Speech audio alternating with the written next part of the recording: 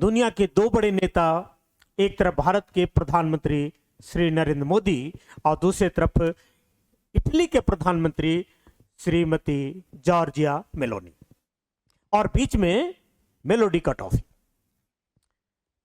पूरी दुनिया में ये वायरल है इंटरनेट पे, मोदी, मेलोनी और मेलोडी। लेकिन क्या यह सिर्फ मीम है? ऐसा नहीं है। इसे समझने के लिए थोड़ी सी मेलोडी का डिप्लोमेसी समझना होगा। वो डिप्लोमेसी क्या है कि भारत अब यूरोप का नया पार्टनर बनना चाहता है। चीन पूरे यूरोप में, एशिया में अपना डोमिनेंस बढ़ा रखा है। बढ़ाने का मतलब है कि उनकी जो कूटनीति है ट्रेडिंग का या अपना इन्फ्लुएंस पैदा करने का, उसमें चीन काफी प्रभावी है। जब चीन प्रभावी है तो ऐसी परिस्थिति में मेलोडी डिप्लोमेसी कुछ काम की है। आप ऐसे देखिए, यह बातें आई कहां?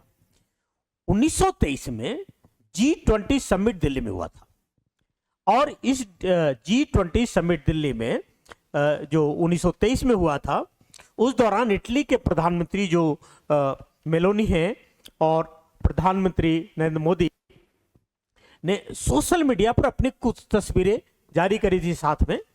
तो समान तौर पर ये तस्वीरें वायरल हो गई, और वायरल होने का परिणाम क्या हुआ गया कि लोगों ने या इंटरनेट पर इसे मेलोडी का नाम दिया, और इसे नाम को मिलाएंगे तो कुछ जो लेटर्स हैं मोदी और मेलोनी का मिल जाता है। वो अलग चीजें हैं, उसका कोई यहाँ पर रेफरेंस ही नहीं। तो इस जो पॉपुलैरिटी हुई, तो क्या ये डिप्लोमेसी है या फ्रेंडशिप है?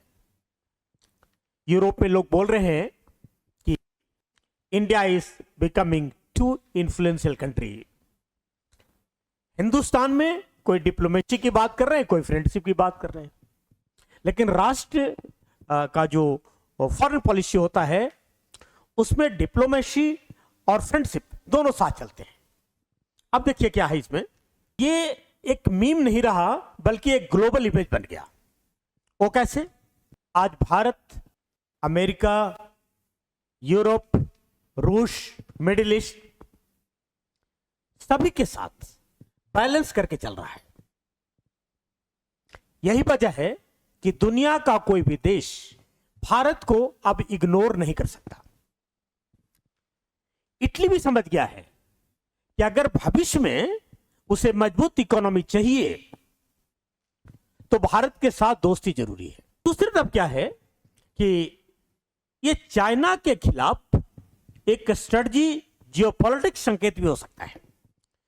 यूरोप, एशिया, मिडिल ईस्ट, लगभग बहुत सारे कंट्री चाइना पर डिपेंड हो गए आप, और ये कोविड ने साबित कर दिया कि किसी एक कंट्री पर डिपेंडेंसी कितनी समस्या है। इसलिए यूरोप के कंट्री एक नया अल्टरनेटिव भी खोज रहे हैं। उसमें नया अल्टरनेटिव है भारत। इसलिए है कि भारत के पास अपार पॉपुलेशन है, यहां पर मार्केट है, बड़ा सा भूभाग है, टेक्निकल टैलेंट है, और यहां की पॉलिटिकल स्टेबिलिटी है।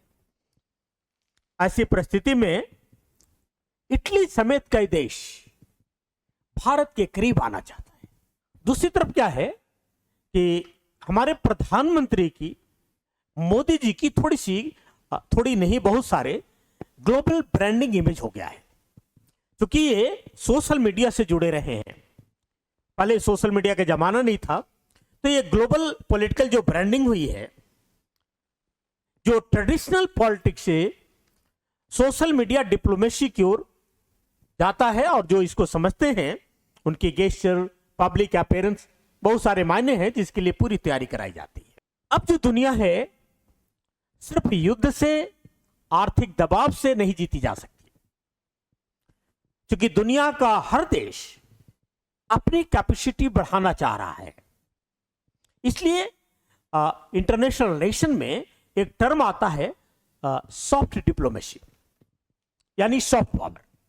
सॉफ्ट पावर का मतलब हुआ कि बिना युद्ध और आर्थिक दबाव के अपनी संस्कृति, छवि, प्रभाव से दुनिया को प्रभावित करना, यानी आक्रमण नहीं, युद्ध नहीं, इकोनॉमिकली ऑपलाइज नहीं करना, बल्कि उसको दिल को जीतना, उसका दिल दिमाग जीत करके उस पर अपना इन्फ्लुएंस पैदा करना। तो भारत इस तरह की इमेज बनाने में सक्सेस हो रहा है। इसलिए एक सिंपल सेल्फी पूरी दुनिया में खबर बन जाती है। कुछ लोग इसे कहते हैं कि ये मोदी जी का पीआर है। सबकी अपनी अपनी समझ है, कुछ पॉजिटिव समझ रहे हैं, कुछ नेगेटिव समझ रहे हैं।